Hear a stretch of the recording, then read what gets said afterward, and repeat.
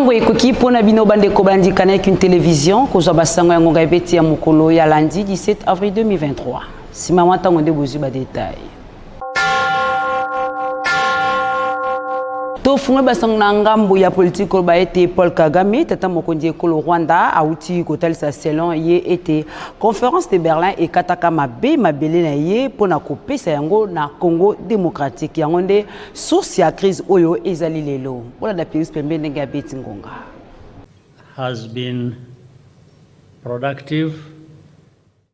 Paul Kagame, tata mokonzi ekolo Rwanda, oyo ezali bongo ko agresser Congo démocratique na nzela ya ba terroriste M23, auti koloba maloba moko ya somo oyo etelisi polele nini ye alukaka na Congo démocratique.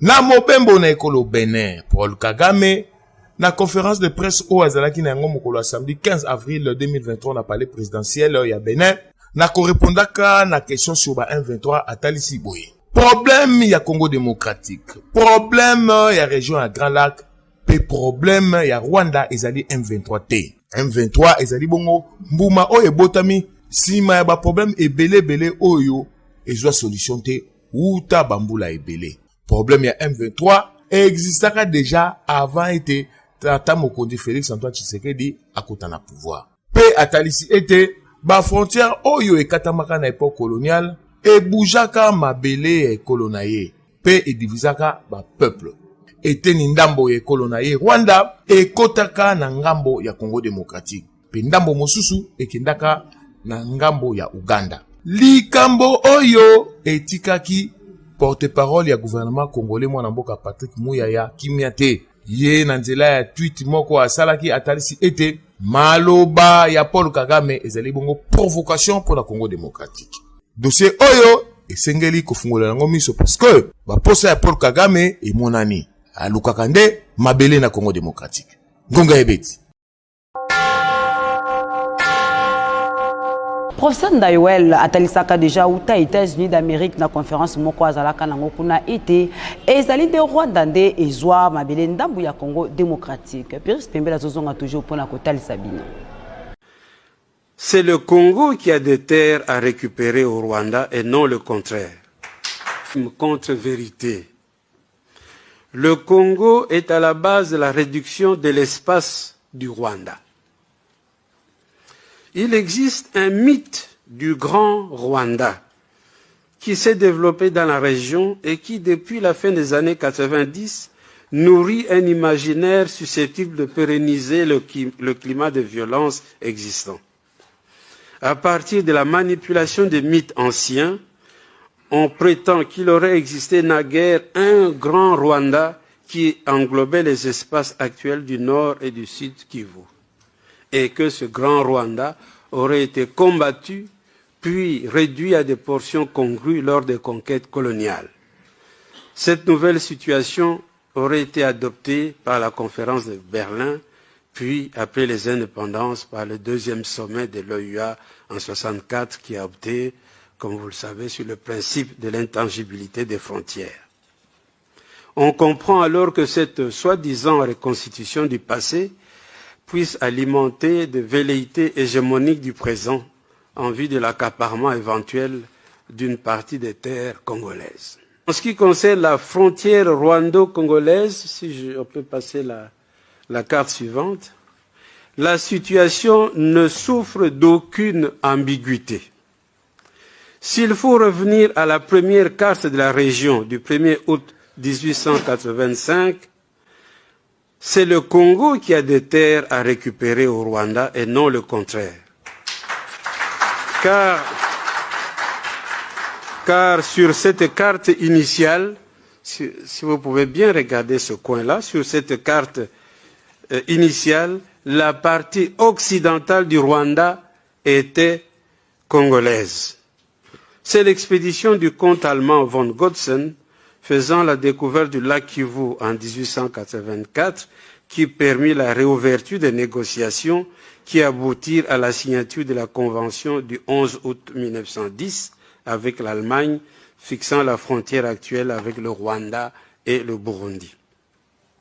Par cette convention, qui adopta un nouveau tracé allant du mont Sabinyo au Tanganyika le Congo perdit une partie de ses terres au profit du Rwanda-Burundi. L'instrumentalisation de l'histoire des conquêtes rwandaises au XIXe siècle est également une accumulation de malentendus et même d'erreurs. L'allusion concerne toujours le règne de Kigeri IV Rwabugili, un roi, le roi qui était en place entre 1867 et 1895. Avec ses 8 armées, ce roi aurait organisé 13 campagnes militaires à la base de l'extension et de la centralisation du royaume du Rwanda. Mais certaines de ces campagnes furent de simples expéditions de razzia pour s'emparer de l'ivoire, comme dans les forêts du pays de Tembo, sans être suivies d'une annexion effective. De même, toutes ces campagnes ne furent pas toujours couronnées de succès, comme dans le sud contre le Burundi ou encore contre kakana oyo etali ba propos ya Paul Kagame nde tindi mwana mboka Jean Désiré Mbondi wa Mbondi, député provincial ya mouvement de libération du Congo MLC kobeta ngonga na bilili ya Jurès na tuba pe Puris Pembele. Rédaction ya ngonga ebeti sima koyoka ba propos ya Paul Kagame ete mabene ndambo ya ekolo na ye ekota na Congo démocratique ekendeki na avenue du port na siège national ya mouvement de libération du Congo kokutana na honorable Jean Désiré Mbondi wa Mbondi azali bongo secrétaire national na kati ya parti ya Jean-Pierre Bemba Gombo oyo asimbi défense nationale pona koyeba makanisi na ye pona ye maso oyo Paul Kagame alobi ezali bandoto kasinde ekosukela ye mabe boyoka ye moto azolota ndoto na ye opekisa ete tato babengi Hitler ya kanisa kia kokwa mokili alamuki na tongo alongo Allemagne akwa mokili mobimba ndoto wana esukaki mabe pona ba allemand alingaki ba allemand te atikela ba allemand libabe monene yango Kagame azoluka Kagame alingi ba Rwandais te munguna ya ba Rwandais aliboso kombo na Kagame peso ki ba Rwandais bakoyoka ngai bayeba ke munguna na bango ya liboso kombo na ye Kagame po ndoto azolota te ya kokwa eteni moko ya mabele ya RDC ndoto ne kozongela ye moko mabe mingi ekoya kozongela pe ba Rwandais lisusu mabe mingi akosuka lokola Hitler mais ya zali éternel te ye akotikalaka président de république bomo na mobimba te et puis akozala pe na bomo vi na mobimba te ba chef d'état rwandais oyo bazalaka avant ye bazalaka mayele te ye Kagame nde aliki mayele sima na ye ba chef d'état misusu bakoyaka na mono ndoto wana bakolota yango te batuna ba allemand na ba français ezana biteni ya mboka na France ngonga moko ekomaka allemand ngonga musu zongi France ezongi su allemand ezongi su France po oyo wana malamu Kagame asilisa aboma congolais asuka bungu akokisa ndoto na ye wana po ekokokisa mate ngonga ebeti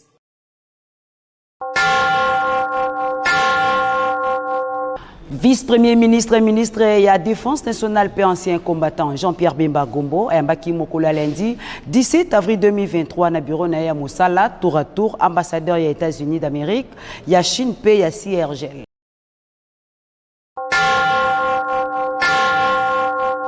Nabasango Mosusu député national élu à Ville Bunia na province ya Ituri Irakan Gracien de Saint-Nicolas à Betungonga Kolansama na tuerie topé bobomi ya 45 civils ou Salema ki na ba milice ya Kodeko mokolo vendredi 14 avril 2023 Azali Bongo na Bili ya Yannick Moulengo Dian Levo. Nous venons d'apprendre avec tristesse qu'il y a au moins 45 personnes tuées dans la chefferie de Banya-Likilo dans la zone minière dans les territoires d'Njougou.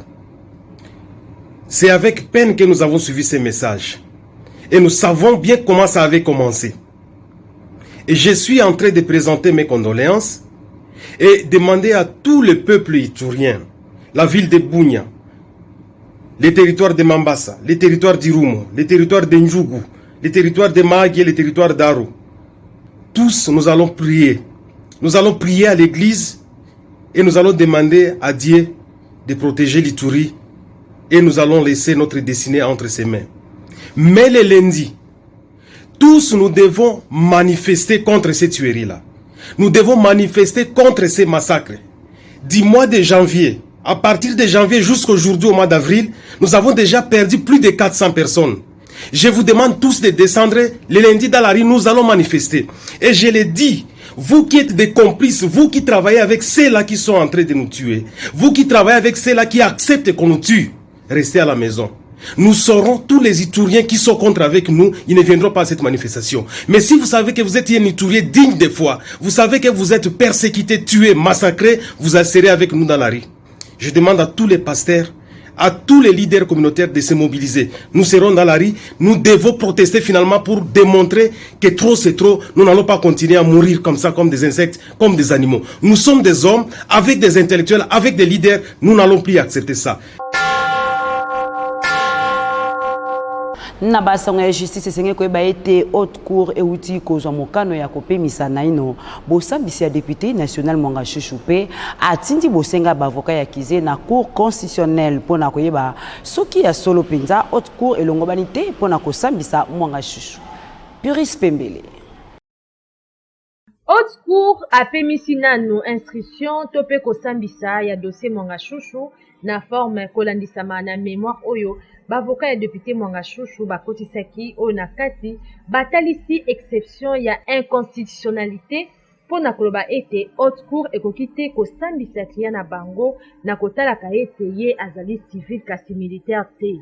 Batelemeli ba procédure oyo haute cour azali kosala.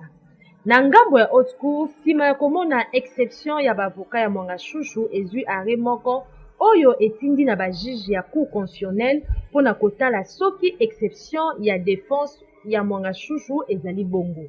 Bavoka ya Mwanga Chouchou batalisi ete ezali normal haute cour ezwa arrêt ya motindo wana pamba te article 162 ya constitution esengi na kokata nano instruction pe kosaisir cour constitutionnelle mbala moko. Pona bango, arrêt oyo ezali pona forme. Soki cour constitutionnelle epesi avi na ye, wana nde bakotala likambo ya fond to maye mazali na kati ya dossier. Ngonga ebeti!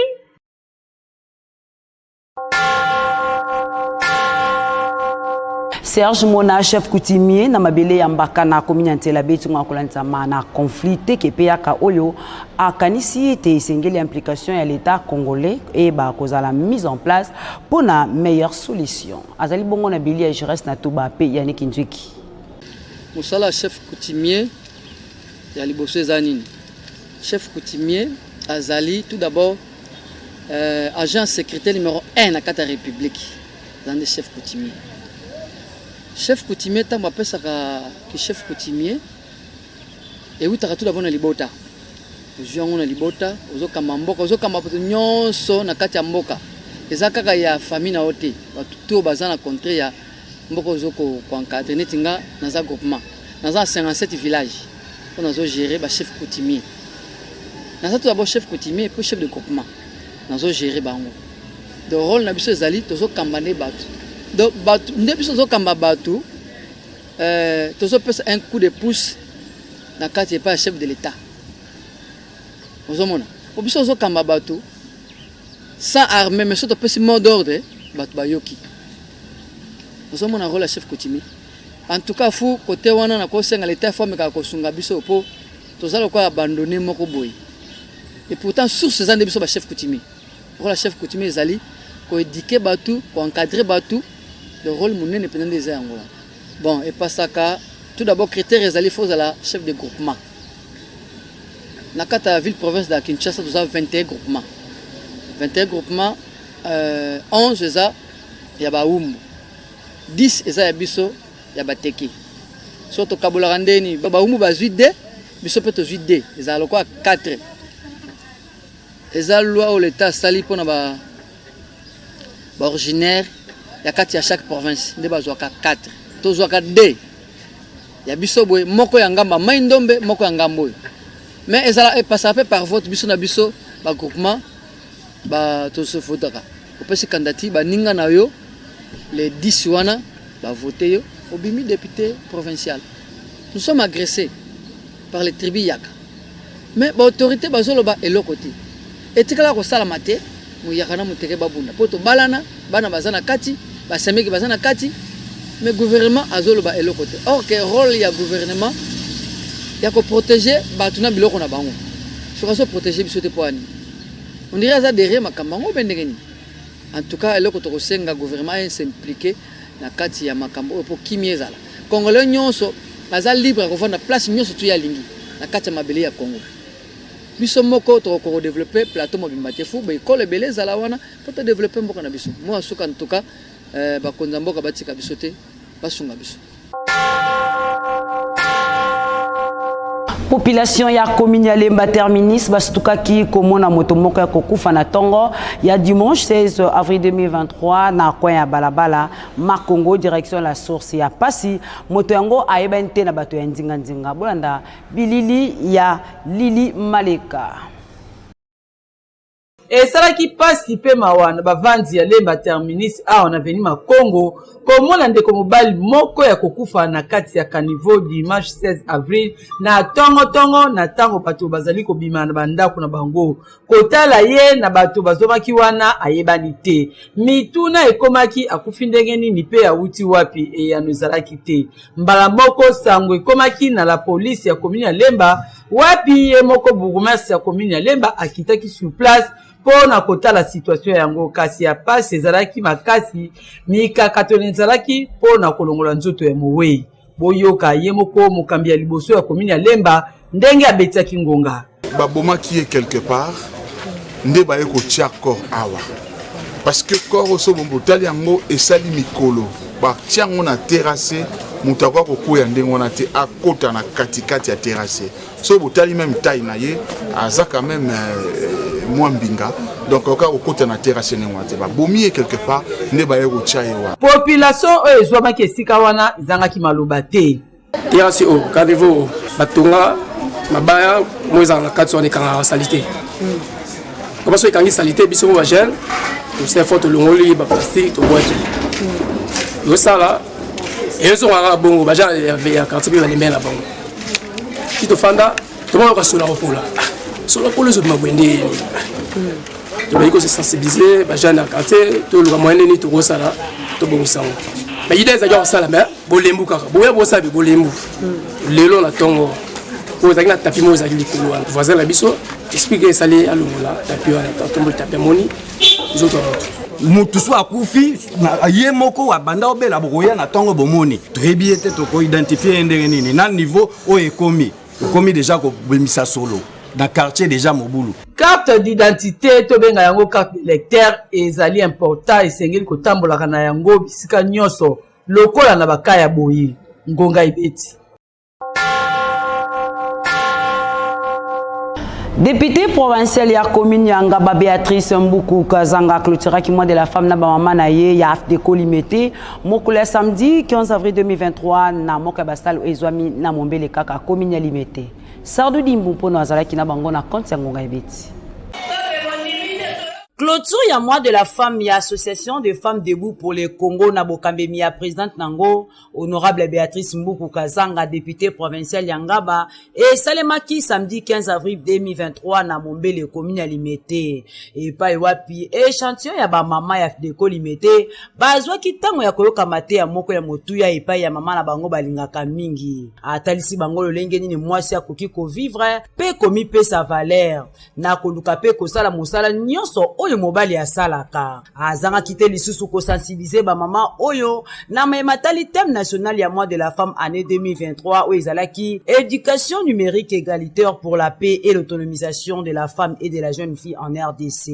Na bokutani oyo mama Béatrice Mbuku Kazanga asepelisaki ba mama na ye AFDECO Limete na kopesa moko liputa boyoka ba mama ndenge babeti ngonga nazalaki ko clôturer mois de la femme na ba mama ya Limete toto ya bango sur numérique toto ya bango sur discipline toto ya bango sur autonomisation de la femme. Yango to côté ya bango ndenge nini mwasi akoki mise en charge, ndenge nini mwasi akoki kozala na discipline na bisika nyonso azali. Tango tolataka liputa comme d'habitude baza mpe na maputa ebele, meza elembo ya bolingo na ngai na bango esengelaki ntango naya maboko pamba te nayela bango ata elembo moko ekolakisa bolingo na ngai na bango. Tosepeli makasi mama honorable aye lelo akanisi biso na mondele, aye alatisi biso journée de la femme, tokanisaki ke journée de la femme ezolekela biso kaka boye mama akaniseli biso te, me na mayele na ye na bolingo na ye lokola azalaka mama social nde akaniseli biso te lelo aye kotala biso na mondele awa toyambi ye mpo mama Beatrice tobandine banda kala. Mama Beatrice okepa na ye ba maboko akofungwama tokozwa oyo eza kati na ye ebele oyo toyebaki te eza na na ye yango tozingwa ebele nzambe toza pambola yake liboso. Éduquer une femme, c'est éduquer toute une nation. Yango de maloba ya député provincial Yangaba Béatrice Mbuku Kazanga pona kotombola basi ya ekolo Congo démocratique. Yangonde maloba ya député provincial Yangaba Béatrice Mbuku Kazanga asimba pona kotombola basi ya Congo démocratique. Ngonga ipeti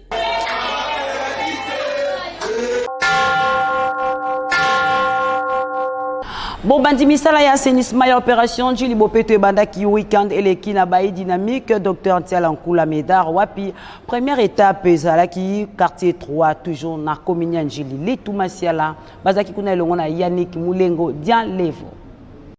Toujours na souci pe na vision ya soutenir bato ya chef de l'état Félix Antoine Tshisekedi Tshilombo na oyo etali assainissement na commune na Njili na nzela ya opération Jili Bopeto bayi dynamique Dr Ntiala Nkula Medar oyo ezali kokamama na mwana ya Njili ya solo Dr Ntiala Nkula Medar l'intelligence de la Tchangu, secrétaire national en charge de la santé na lisanga politique Union pour la démocratie et le progrès social na mokuse IDPS parti présidentiel. Ko banda mobange na assainissement na commune na Njili, première étape ezalaki bongo quartier 3 wapi bayi dynamique Dr Ntiala Nkula Medar ba lekaki na ko déboucher ka niveau oyo etonga mauta kala pe ko lekana ko kunda pe kotia ba mabanga na banzela oyo ekoma impraticable pour mituka eleka malamu na nyoso boyo kayemoko initiateur Dr Ntiala Nkula Medar ndenge abetisi ngonga eza constat na sali Kinshasa dans l'ensemble, une ville qui était très propre, bayemba même na banzembo d'ailleurs boyebia Kinshasa Mboka Elengi qui n'est la belle, hein? Mais Sikoyo qui n'est comme la poubelle. Alors, ce n'est pas seulement par la volonté des dirigeants de ce pays ou de cette ville, mais par la volonté même de la population. Parce que Moutounion, que Sika Ovandi, il faut aller dans un environnement propre.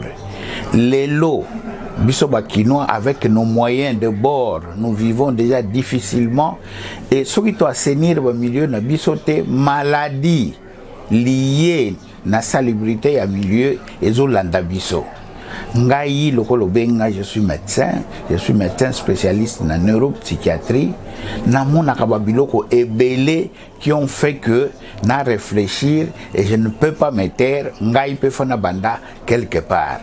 Et ndenge Jésus azalaki ngana bandina na Nazareth na balabala sumbi pa na vandi ezala propre et par extension tozo kende bipa nyonso. O bazo rendre pe balabala salité mingi ezaba mama adongoli bampio dinaya lokoti mato kolo asukoli basani basale fufu elalaki asukoli kaka ke kobwaka na balabala alors que chaque maman ndenga sukulaka elongi na tongo a changer bilamba cheba suki ya boutique a monani propre il faut milieu na yepe ezala propre azalata na sani moko ya kala ya munene ou bien katini moko bebi na coin ya lopangu na ye azoke na kobwaka ba biloko na samedi tango bato pusu balekaka abwaki na pusu bato pusu bayebi so bakena kotia kango donc sasa yaza kobeba lisusu pona ba mama je peux même dire, il y a une qualité de maman qui ne peut pas habiter Kinshasa. Hein? Parce que bango salité peut-être là la idéologie. Ce qu'on y est ici, et puis lobby. Quand ça ne va pas, comme au Ganga, après maman première dame, yako salisa biso, papa président mukolina kulega na balabala na ya yako salamusalawana. En tout cas, na bana njili na sengi adhésion totale. Bazwa programme wana ya salubrité comme ya bango moko. Po njili ezonga na nzenga njili oto yebaki kala. Ozotambula na balabala, mabulute, poto te, voiture koleka partout, moto koleka partout, ozana makolo koleka partout et les maladies vont devenir rares. Ça docteur Nsala badindaka awa mai awa dindaka fort. Ela ngamo pala soto dindaka la mai. Mais docteur Nsala ki mawa. Habite babana ngaboya to sala idée oyo esala kitoko to bongisa sumbi soto sisi balabala oyo. Toko ta babala oki mwenza. Balabala oyo e conseil docteur Nsala na bolingone ya mawa matembela simandaku. Habite ko sala ki mwenza. To sisi ki mwenza to kende kwangu. Ba vento nzinga oyo alingi ezala propre. Oh nyonso docteur Nsala zo sala. Eze sengo mingi pona biso ba mama kati na njili na quartier 3 awa. Tolingi asala mosala na ndenge fongoli motema na ye. Esala mobe ndenge wana. Bon, moto nyonso azo sepela, biso ba mama to sepeli. To sepela makasi vraiment venir ki salité makasi. Tout so mbule beso lekate. Mais miso pena so mbule beso leka kitoko. Donc abongisi so do venir bongni ba terrasse no sous propre mo impossible. So qui était to éviter. Ba jeune firo abiso baya o bana bolimba to sangana. Donc Nsala za pour na biso.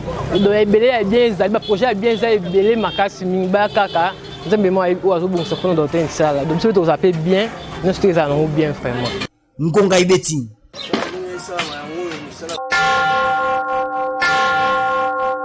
Fondation Jimmy Mukaya Nzenza, il s'est qui remise à brevet, il y a fin de formation, il y a make-up, il y a première promotion, mon samedi 15 avril 2023, na siège à fondation, où il y a Bongo na commune limité quartier Kingabwa na Bokambe Mina Imoko, président Jimmy Mukaya, cadre de la partie politique AFDC, Moamba, Fiston Mandondo.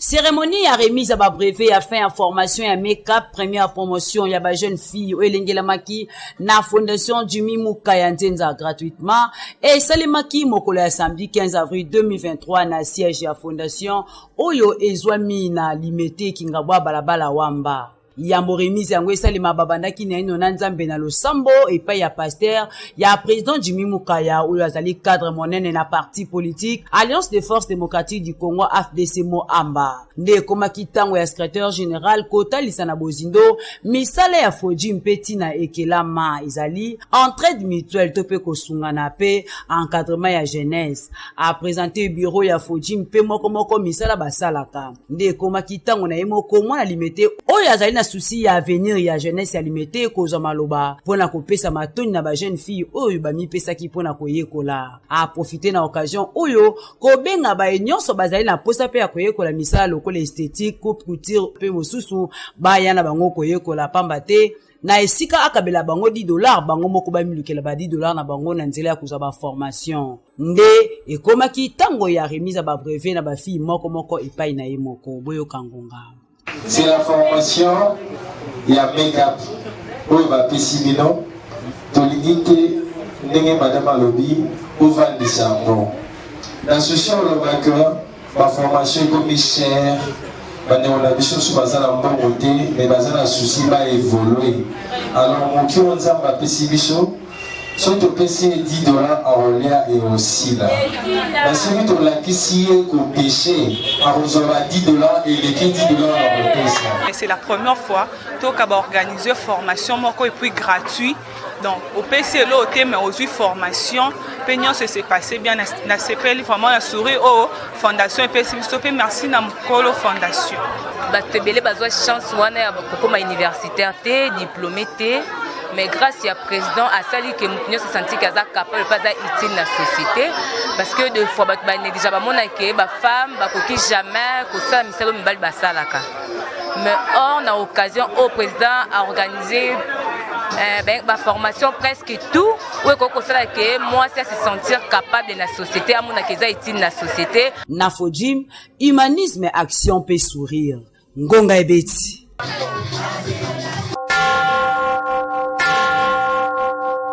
Fondation Doucette Kombe Lengela qui salongo moko monene moko la samedi 15 avril 2023 na croisement ya bavni ki mwenza na avanga na komini ya makala wapi ba longola ki bafulu e koma ki kopesa solo makasi pe ko sala bosoto na coin oyo ya ville province ya Kinshasa yani kinji kimandembo je reste na Toba.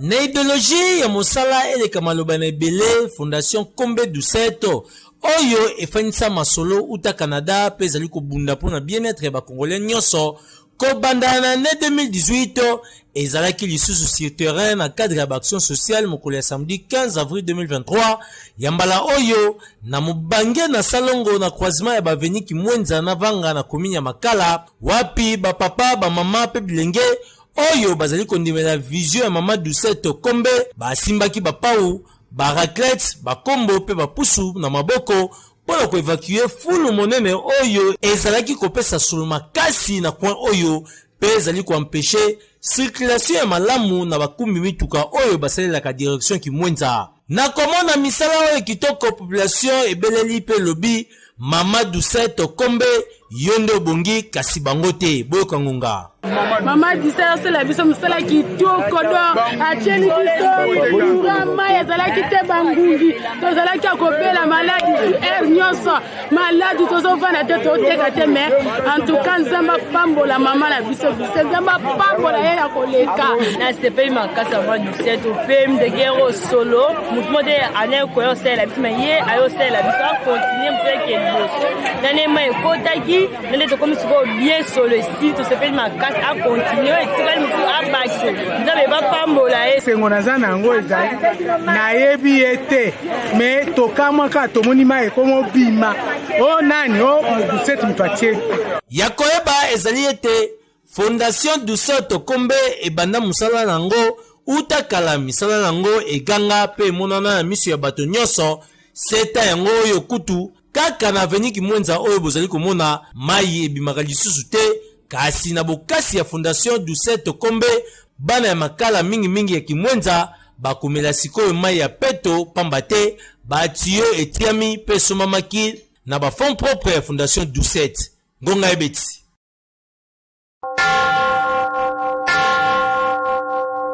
Pande kobala ndikana ki télévision la télé-vérité awande to suki na bino basango ya Ngonga Ebeti ya mokolo ya lundi 17 avril 2023 ceux qui bosepeli bopesa matondi na Patrick Lusala wazaki na sima ya caméra montage ya Christian Makutelo na Tedi Agwana bonne édition ezali ya Piris Pembele boti kama na kokoba kwa na programme ya Kanai Kin télévision kimia ya Kolonzambe o mabota mabino.